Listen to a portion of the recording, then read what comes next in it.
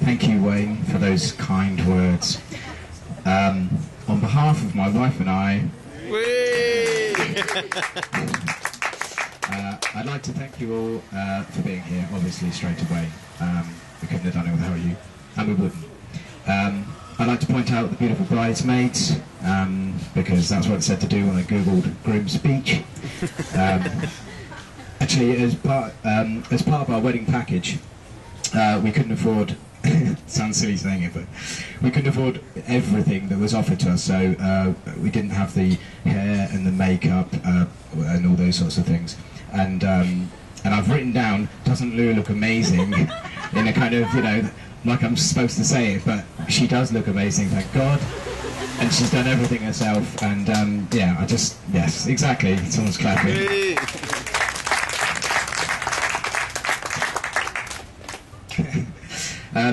But to me, Lou will always look amazing, even when her face exploded in an allergic reaction to peppercorns. She was still beautiful to me. Well, what a year it's been for me and my family. The Olympics, my sister's wedding, my brother ran the London Marathon, the Jubilee, England won the Euros. I wrote this in May, so it's, yeah. And now my wedding day, the proudest day of my life. And the first time I can say I'm 100% sure of what I'm doing. That's it, that's the only emotional bit. It's all just gags from now on in. Slightly better than my earlier attempt. Normally it's traditional for the groom to emotionally point out some people who, for whatever reason, can't be here today. And at most weddings, this is usually just a list of one or two sadly missed grandparents. But in our case, because of where we are, our list is a little bit longer. There's Lou's sisters Victoria, Amy and Kate, and their partners and children. We're thinking of them. Lou's best friend Hazel and her husband Gareth, my best friend from primary school Richard, his partner and baby boy, and Tom, who I travelled around the world with when I was 19, and my auntie Sandra and Uncle Tony. And I'm sure there's people there that you know, I can't remember, but we invited a lot of people, and quite a lot of people couldn't make it. Some of you do know, but we're thinking of them today. It goes without saying that Lou and I would give everything to have her nan and my granddad here today as well. I know that if Lou's nan is looking down on us now, she'll be smiling out of pure pride. My granddad will be smiling because of how much he's had to drink. Which is completely different. But nonetheless, still important. Something I don't want to gloss over, and just to, you know, do the traditional thing, I just want to say, literally again, how truly happy and pleased we are to have all of you here. And we're really, really, really pleased that you decided to sort of come out and spend our important special day with us. We're completely aware, yeah, exactly. Clap yourselves, please. If anyone's anyone's aware, it's us, just how much it costs to come out here and do that. And we, I can't say that enough. Normally, when thanking the bride and groom's parents and all the people that have helped out today, there's gifts, given out at weddings, obviously, and for all the hard work that people have put in. But to save on luggage, yeah. plus the fact that Lou and I have done everything ourselves. Mostly, I'm kidding. There's been a lot of help, obviously. We gave, just so that everyone knows, we gave gifts out before we flew out the weekend before to everyone, really. Cute. And yeah, I just wanted to make a note in case anyone thought that we weren't going to give out gifts. It's because it's already been done. Some individual thanks. My mum. I've always been close to my mum, very much a mummy's boy. I always felt I could tell my mum anything, like the time I was 10 and told her I thought I might be gay. Because I like spending time with my mates. That's the kind of relationship we have. Do you remember that? I was wrong. Or was I? I wasn't quite as close to my dad as I was my mum when I was growing up. Probably because I was a little sod, as my dad used to affectionately / aggressively call me. But luckily in my teens, my brother forced me, as all good older brothers should, to listen to some decent music, which meant that Dad and I in turn had finally kind of had a really common interest in music and managed to sort of really bond way stronger than I ever thought. And yeah, I just wanted to say that I'm aware that that's happened. I know it sounds really cliched, but you really are the best and most supportive and loving and protective parents anyone could ask for. I've given them a fair bit to worry about over the years, but I'm confident today I'm making them very proud. Helen and I have always been really close. She's a brilliant sister, and I love helping her out by filling the entire length of my garage with everything she currently owns, which she can explain to everyone. Naturally, when Lou came on the scene nearly 8 years ago, there was a little bit of jealousy on Helen's part because we're so close. When all my attention turned to Lou, I had no idea how bad this envy had got until it finally revealed itself recently in a staggering act of selfishness when Helen and Liam decided to have the most amazing wedding ever, just 2 months. 2 months before mine. And then I've written down here, what a cow. But I'm not going to read that out because that's harsh. I'm joking, obviously, Helen. I'm joking, obviously, and I hope you realise that when you asked if we'd mind if you got married just before us, that Lou and I had no hesitation in granting you permission. Because, of course, I had the option and chose what I thought was the right thing to do. Because fundamentally, I'm an amazing brother. Besides which, in a pure act of childish retaliation, Lou and I recently decided to steal Helen and Liam's photo booth idea, and which is coming up at our upcoming reception party next week, or a week or so ago. But seriously, Helen, you are a beautiful bridesmaid today, and obviously it goes without saying, we're really pleased you're here. Liz and Wayne, I'd like to thank Liz and Wayne for welcoming me into the family so quickly, nearly 8 years ago, especially considering, as Wayne pointed out correctly, that when they met me I had a ponytail hairdo and my financial prospects were looking about as good as my hairdo. I'm already lucky enough to have an amazing family, and today that officially doubles. Technically triples if you're going purely on the numbers. I'd like to thank Pete specifically for introducing me to red wine about 3 or 4 years ago. That's it. It's just one line. That's all it says. It's true. Yeah. I might look back now though. Charlie, I'd like to say a big thank you for stepping in and being Lou's other bridesmaid today, when we found out that Hazel, Lou's best friend, had fallen pregnant. Selfish. And we'd like to wish you all the best on your travels. Charlie's going away to Australia in just a couple of weeks' time, so all the best for that, obviously. Yeah, have a good time. David,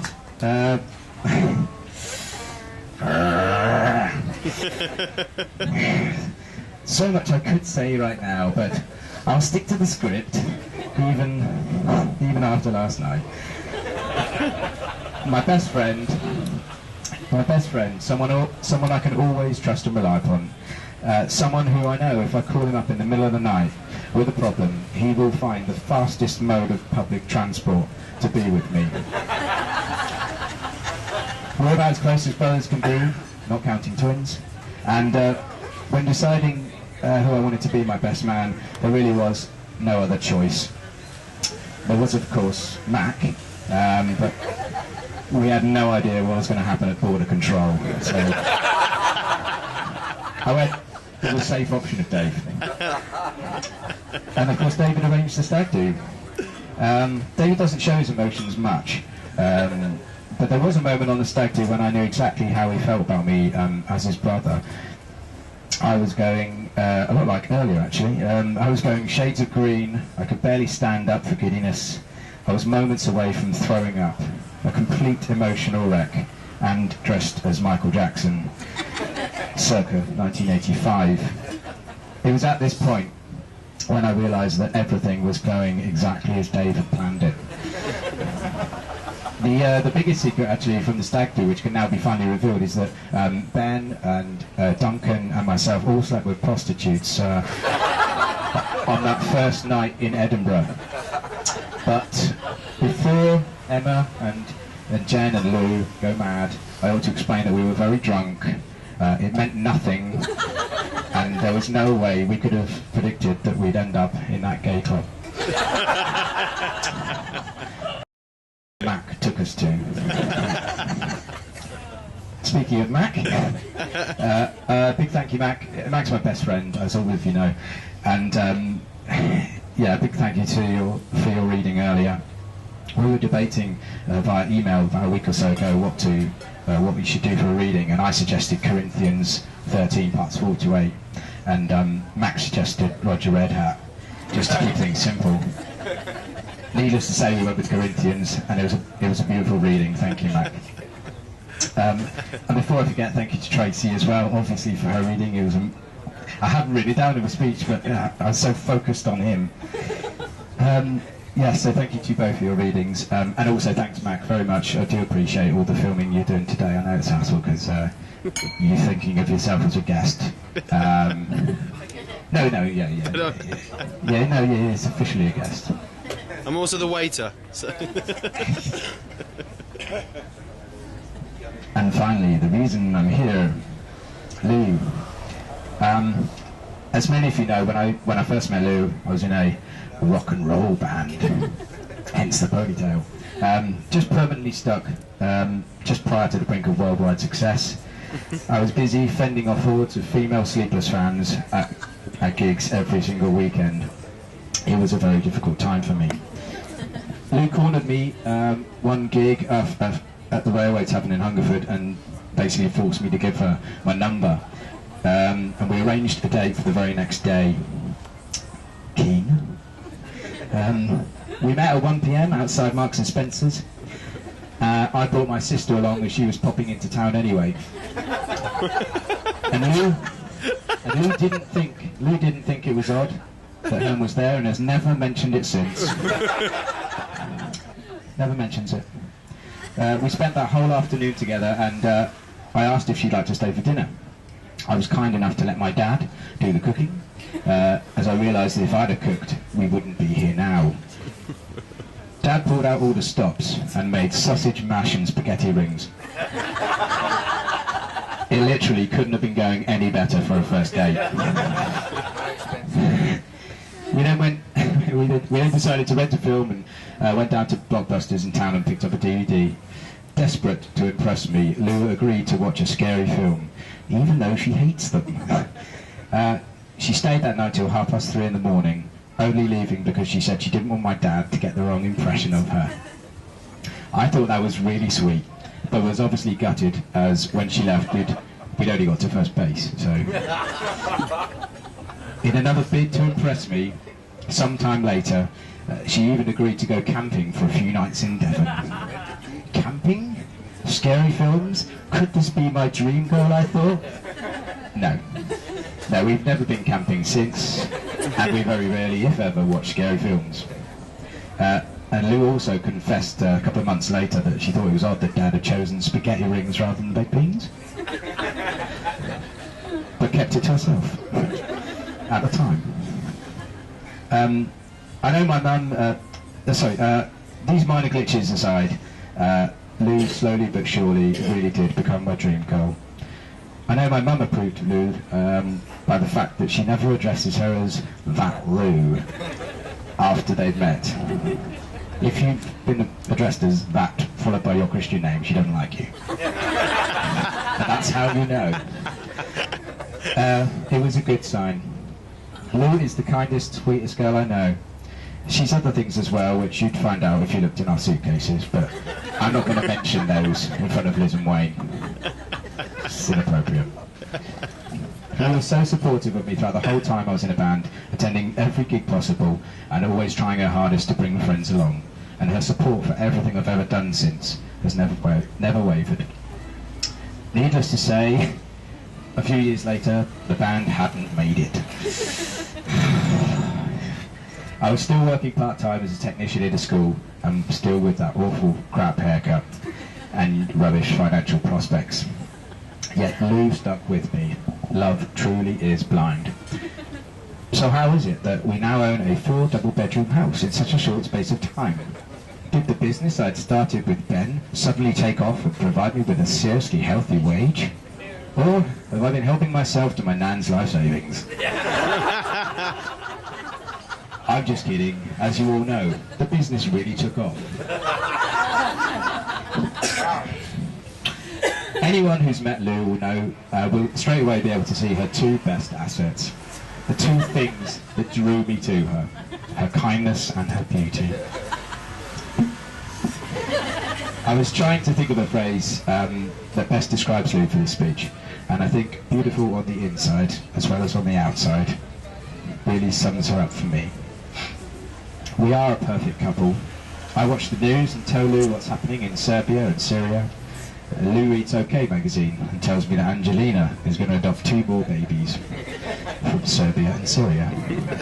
Together, we're wiser. That's just a couple of things I wanted to say. Things I love about Lou that she thinks I probably hate, but I don't. I love them, and I feel I should share them with you.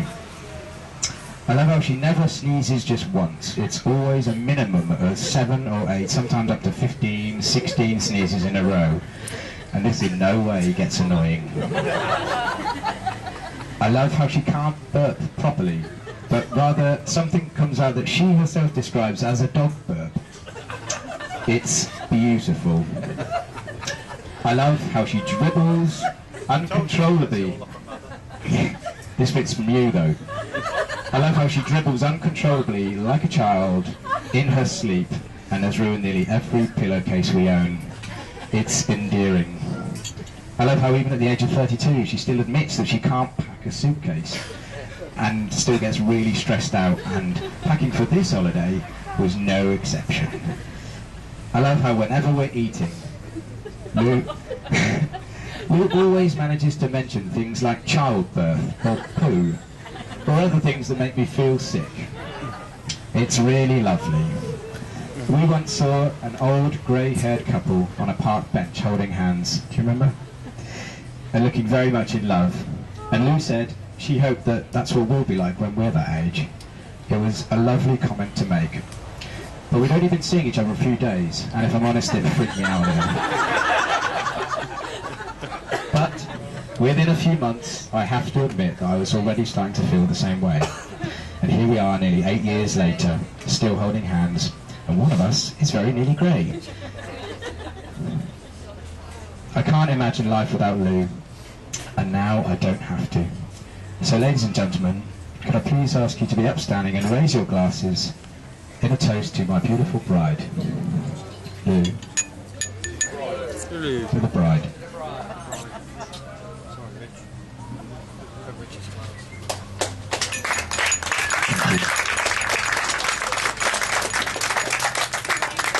I'd just like to add, everything you're about to hear is untrue, unsubstantiated, David's opinion only, and highly unlikely to be the real version of any events that involve me. So, ladies and gentlemen, my brother, the best man. You don't need this.